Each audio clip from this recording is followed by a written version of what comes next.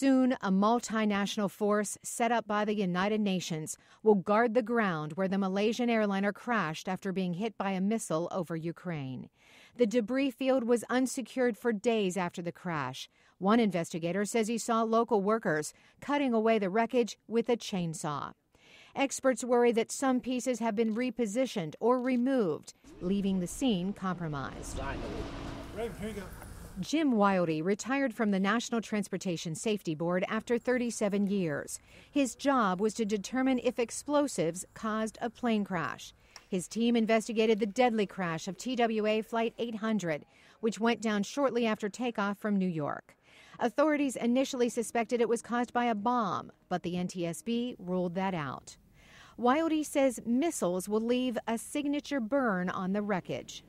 It's unknown how obvious it's going to be. If the missile explodes nearby, you'd expect a shotgun blast of holes with concurrent damage associated with the overpressure associated with this with the missile exploding. But if it's a little bit further away, it might not be so obvious. Wildy says this investigation is unlike any other because of the circumstances. A passenger plane shot down over a conflict zone in eastern Ukraine. Many ask why some, like Malaysia Airlines, continued to fly in the airspace over Donetsk, while others thought it was too dangerous.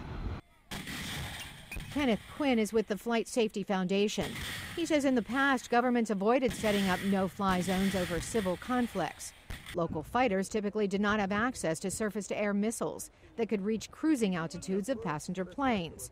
U.S. intelligence analysts say a Russian SA-11 Buk missile downed the Malaysian-bound aircraft.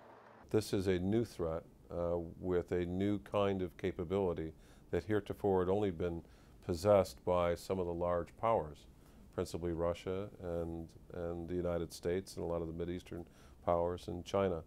So to have the ethnic strife, the civil war, and high-range missile anti-aircraft batteries is quite ominous and something that we need to prevent.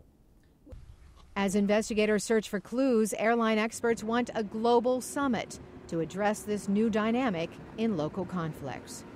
Carolyn Presutti, VOA News, Washington.